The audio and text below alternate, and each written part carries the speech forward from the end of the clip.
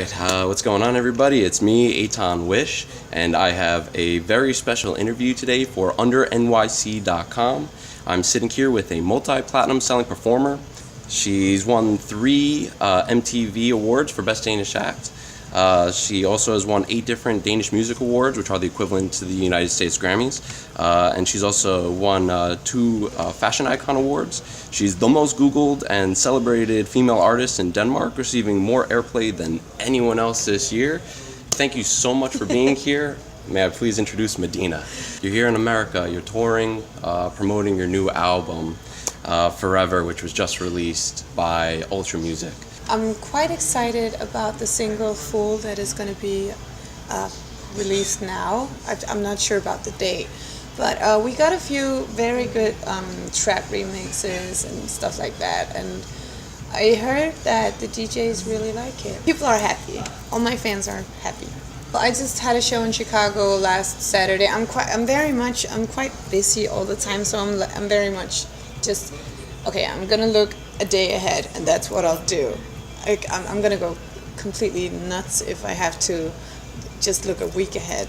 I'm not able to do that. So I had a German tour, and then I had a Danish tour before that. So it's just an ongoing crazy love story. After just finishing a 20 days tour in Danish and going straight, like the week after, you go straight to rehearsal, straight on tour for 2 weeks, and you do the whole shit in English. You really have to stay sharp. I just go with the flow, but sometimes I seriously forget the lyrics because I'm like, oh, where am I? Danish, English, what is it? What is it? And I just hand over the mic to my crowd, and they will always let me know what's the next word. I'm very focused on communicating with my fans, and I answer fans almost every day, mostly on my Instagram though. Otherwise, I do on Twitter. I'm an easy writer. As soon as I hear something, some kind of a snip from something they started producing, I just know if I like it or not, and then I have a song in my head immediately, and I write it, and we record an hour later.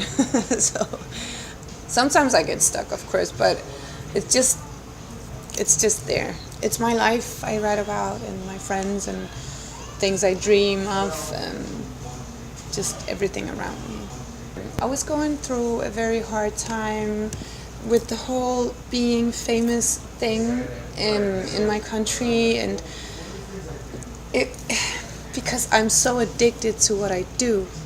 I'm so addicted to this life that I live, and to my fans, and making music, and doing exactly what I love so much.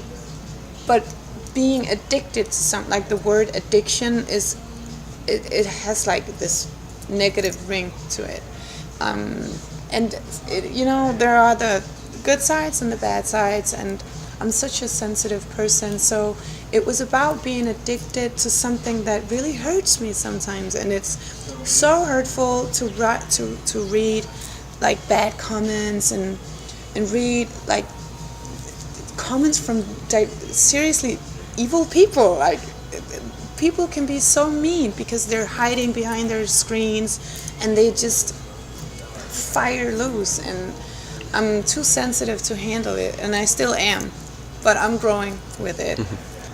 I have 1,000 people I would love to work with, but people that I listen to myself personally right now would be someone like Tiger or something. I like him. He's got edge.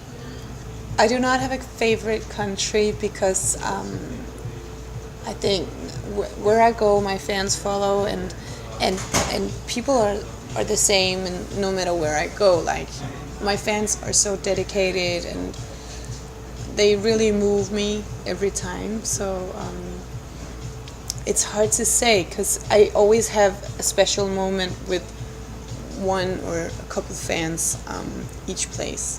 So I don't know. I can't say. The world? I'd love to go to Australia. It's so beautiful there, and we've been trying to book a tour now for, I don't know, for like 3 years, and I haven't had the time. So we're trying to make time and space in my calendar this year for the States and the rest of the world. So I don't know when it's gonna be. I'll be back here in April. Okay. My parents are not Christian or Hindu or Muslims or anything. They're just free and very let's say free-minded. We had like this music room in the basement, and they played every Wednesday night. And of course I couldn't sleep, so I was always sitting down there. I sat on a drum listening to them until I had to go to bed. And I've always been the kind of person who I needed to see the world, so I just walked. And I got lost all the time, and I had to call my parents, and they had to come find me somewhere.